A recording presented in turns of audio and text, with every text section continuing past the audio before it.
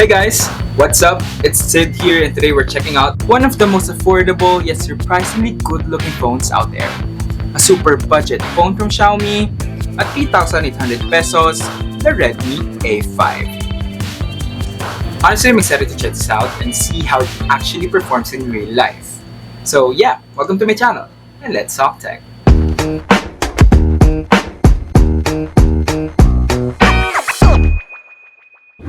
Okay, first impressions. Honestly, ganda niya guys. We're gonna look at it. For its price, this phone doesn't really scream budget. The unit I have here is in sandy gold, and personally, I find it aesthetic. But definitely a rip-off from the latest designs of the base iPhones. The back has this sleek design, simple yet classy, especially with the gold accents on the camera, so it looks really nice. Although it's a bit chunky, it's at 8.26mm thickness. And nung first time ko siya nahawakan, nakapalan talaga ako guys. And that of course because you'll still have a 3.5mm port here for the headphone jack. Which is nice to have. Type-C na rin siya, so it's also a plus. It's lightweight, weighing around 193 grams even at that size. The back design is made out of plastic with creative finish. So di siya smudge magnet guys and you won't have to wipe it out all the time. You'll find all the buttons at the left side of the phone for both volume and power, and you have the SIM tray at the right side. Color options are nice too. Meron sila nito in midnight black, ocean blue, lake green, and of course the option I have here is in sandy gold. Pero if you're gonna look at it, mukha siyang silver, diba? But anyway, if you're into simple but clean looks, this phone can definitely pass for you.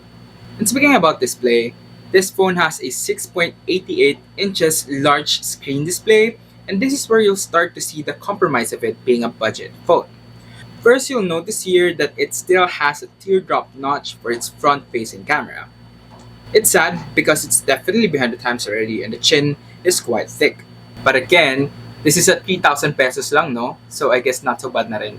The resolution is at 720p, so you'll have an HD plus screen, which I don't think is good, especially with a screen that big.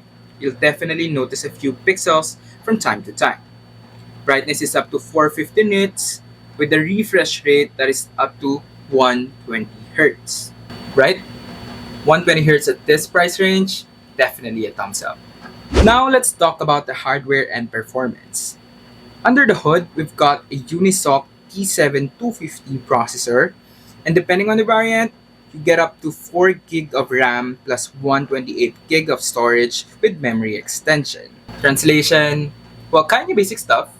Facebook, TikTok, YouTube, like games, walang problema. But over time, since I've used it for a few weeks now, I did experience occasional lags even with simple stuff such as opening apps, and moreover when you push it with mid to heavy games. And that is something we expect from an entry-level budget chip, so it's fine.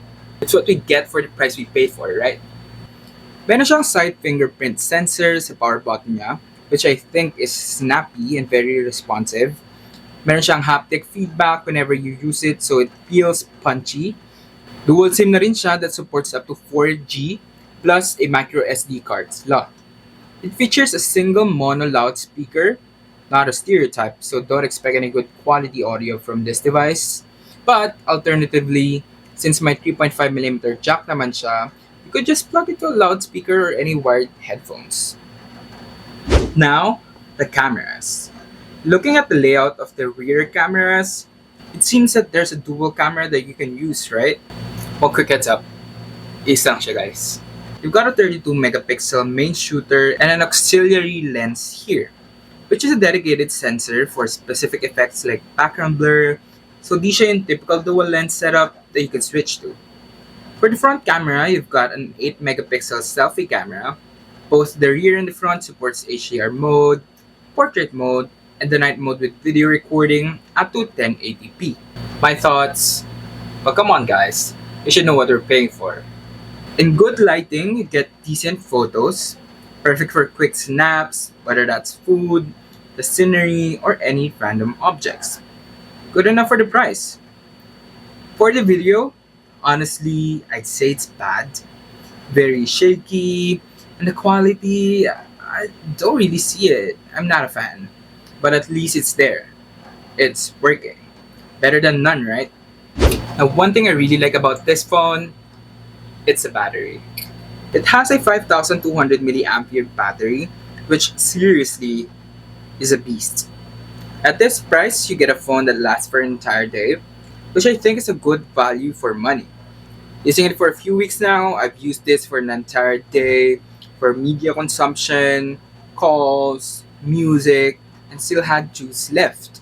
It also supports fast charging at 15 watts, which is really a steal because out of the box you also get a power brick that supports this speed. Really a solid value, but I did see online that it depends on where you'll be buying it from.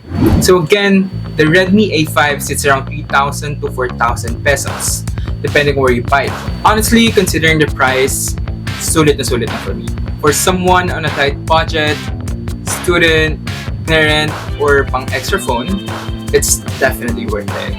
Kayang-kaya niya gawin yung mga basic things that you need to do on a phone, whether that's communication, social media, quick snaps, or music. Plus, it looks good too, so it's definitely worth the price. You'll just have to be aware of the compromise you're getting for the price that you're gonna pay for. So that's my take on the Redmi A5. Let me know what you think. Would you buy it for yourself, as a gift to anyone, or would you rather skip it? Once again, this is Sid. See you on the next one.